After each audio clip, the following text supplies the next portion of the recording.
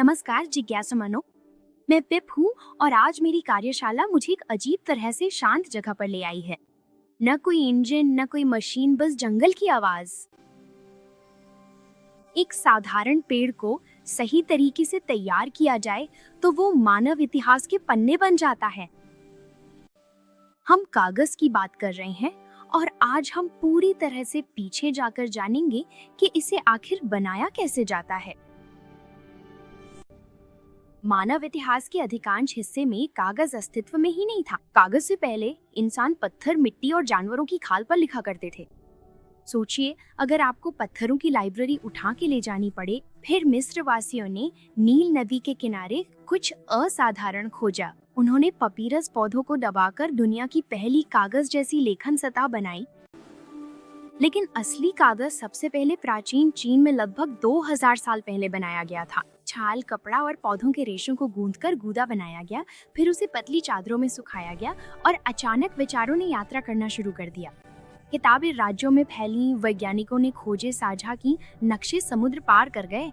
कागज ने मानवता को हमेशा के लिए बदल दिया। फिर आई छपाई मशीन।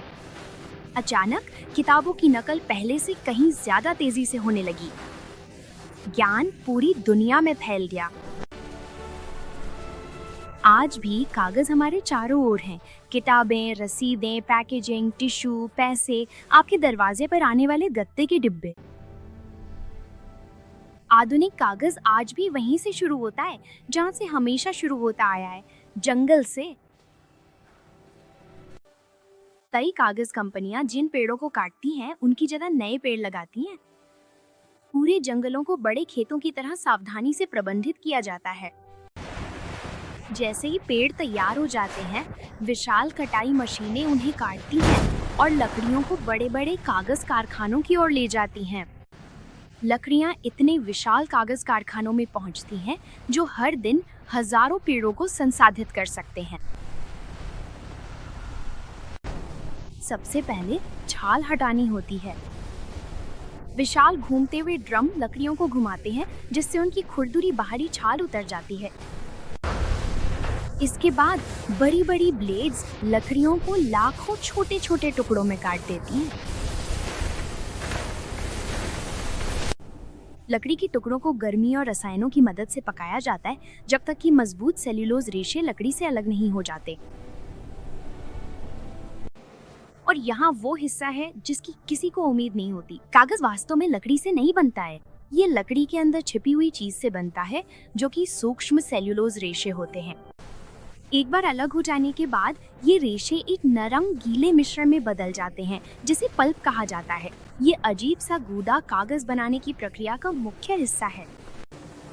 पल्प को सावधानी पूर्वक साफ और छाना जाता है ताकि अंतिम कागज चिकना, मजबूत और चमकीला बने।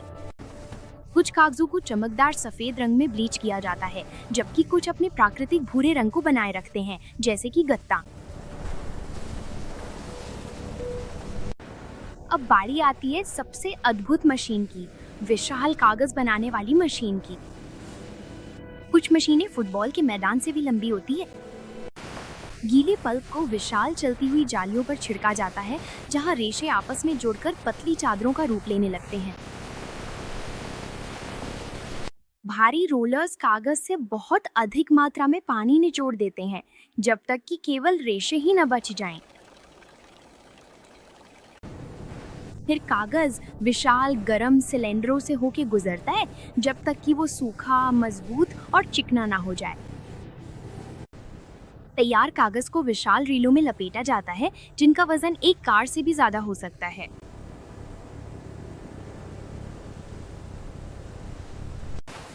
विशेष काटने वाली मशीनें इन विशाल रोल्स को हमारे रोजमर्रा के इस्तेमाल के कागज के आकार में काट देती हैं।